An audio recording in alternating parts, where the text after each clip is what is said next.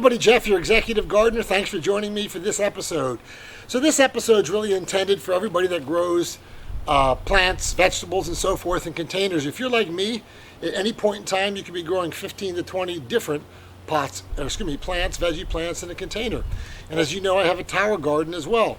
So the issue is, if you keep going out and buying these things, the potting mix, I just got this bag of potting mix. Let's see how big it is. It is, let me see, 25 quarts, I guess, QT. So it's $9. That small bag is $9. They sell bigger bags, but if you're going to grow 20 containers like I am, and after the season's over, throw it all out or dump it in your backyard and fill them up, all new 20 containers again, it gets really expensive. Do some math. $9 to $12 times 20, very expensive. So you don't have to do that. This episode's about how do you revitalize and how to rejuvenate your potting mix relatively efficiently, so you don't have to keep buying these bags at the garden stores. And I love planting in containers because it gives me great versatility living in Houston. I can bring things in my garage, out of my garage, protect it from the rain and so forth. And I know a lot of you like doing that too. So in this episode, we're going to talk about a checklist to see how do I check my pots to see, or my fabric pots to see whether I need to replenish the potting mix. And then I'll show you in actuality how I do it. And what I use to revitalize my plants. So let's start with a checklist first. I'm going to talk about what things to look with, what things to ask yourself to decide whether you have to revitalize your soil. So number one is how long you've been growing in the container, okay? So if you're growing things that feed a lot on nutrients like tomatoes and peppers and cucumbers, pretty much every year you're going to have to revitalize your soil. I'll talk about the next session I do here. When I get to my pot, I'll tell you what's the proper proportion, but if you grow heavy feeders of nutrients, you're going to have to revitalize your soil every year. Number two, you have to ask yourself, did you have any pests or any diseases that were prevalent in your container last year?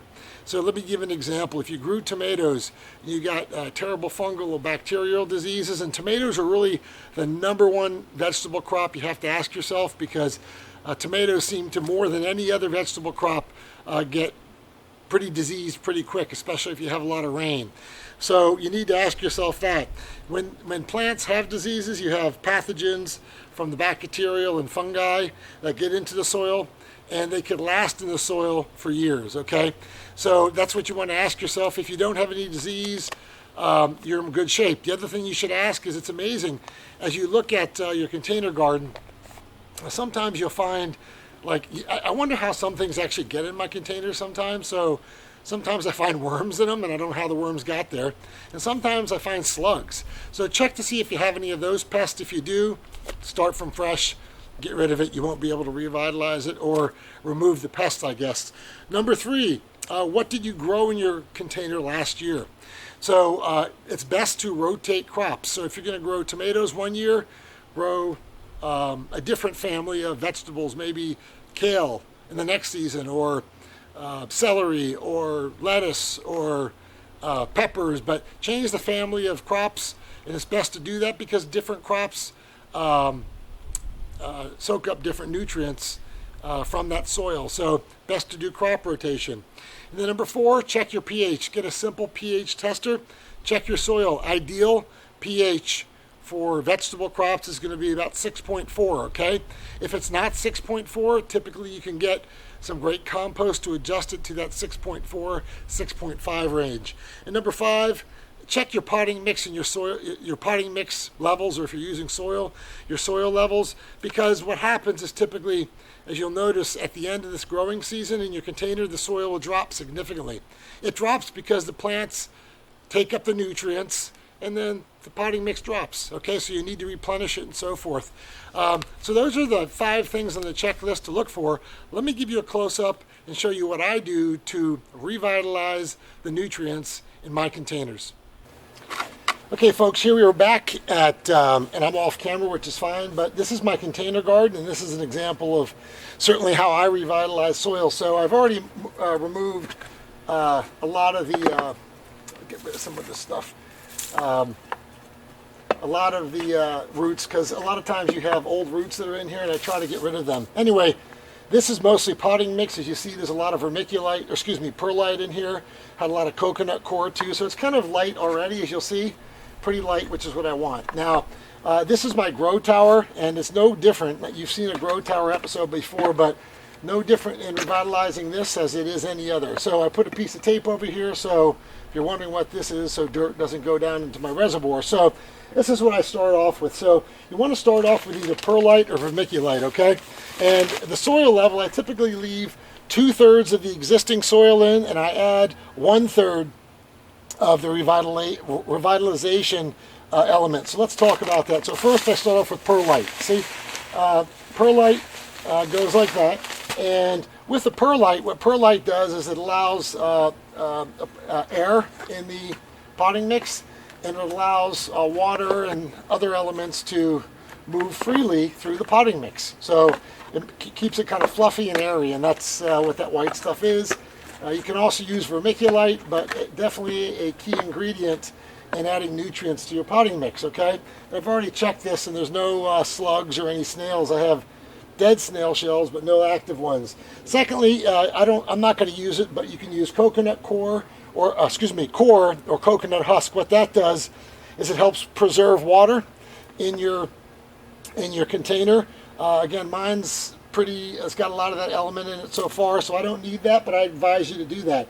Third of all, we talked about the fact that you could have some bad pathogens and bacteria in your potting mix. To offset that, what I do is I use my worm castings. So what you'll see here is a bunch of worm castings, and in the worm castings there's actually worms in here.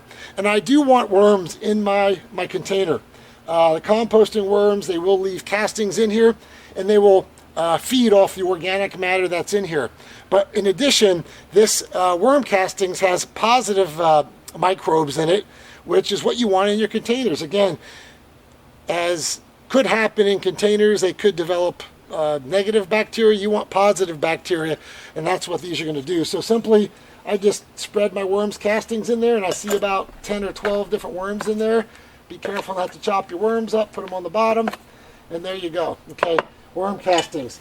Number 3, you want some type of slow-released pelleted organic fertilizer, and then maybe some other amendments. So I have Microlite here, organic fertilizer, 846, okay?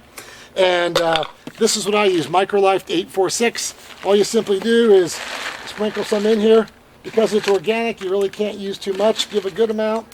And that will slowly release nutrients into your potting mix. In addition, what I do is I've already done this, but this contains humus and organic potting mix. So I do add some organic material in here, okay, as such, and a good amount. And that will also be feeding for the worms, because you do have humus and other organic materials in here, and definitely will provide, the compost will provide the nutrients that your plants need. And then I did add composting worms, so if you have composting worms, add them. And then what I typically do is I top it off with I top off the top layer with some potting mix as such, okay? And this has also got perlite and other nutrients in it. Kind of keeps it nice and fluffy and good. Now, what I would also suggest you do, and you saw this from my other episodes, I may amend and add some additional Epsom salt, some bone meal, and some other natural amendments and calcium nitrate that will be in the soil. But because I have compost in here, because I have worm castings, and I do have slow released fertilizer, I think I'm pretty good. But again, you can add any of the organic nutrients that have NPK. The key is when you get it in here, you want to really mix it up really good, okay? So I'm mixing up everything that I put in there, the perlite, the compost, the humus, the worm castings, the worms, and the pelleted slow release, time release fertilizer. And I'm going to have a great organic potting mix. And quite frankly, the original potting mix that I bought from Depot or Lowe's, You'll see there's a little worm here that's jumping around. Did not have composting worms. Composting worms do incredible things for your garden. So that's really it. That's what's involved. It's that easy. And I have 5 levels of this tower. I'll do each level, and I'll be starting to plant in a week or two. The other thing I recommend you do real quick, and it's really important, is make sure once you do this you water it, because keep in mind I do have worms in here, organic worms, and they do need moisture, and without the moisture they will die. So it's as simple as that. It gets very hot here in Houston, so that's it.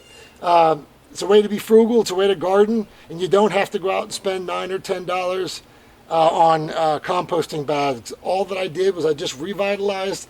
I gave this container all the nutrients it needs for my fall gardening, and I am off to the races. So I hope you've enjoyed this episode on how to revitalize your container garden, and we'll see you next time on The Executive Gardener. Take care. Bye.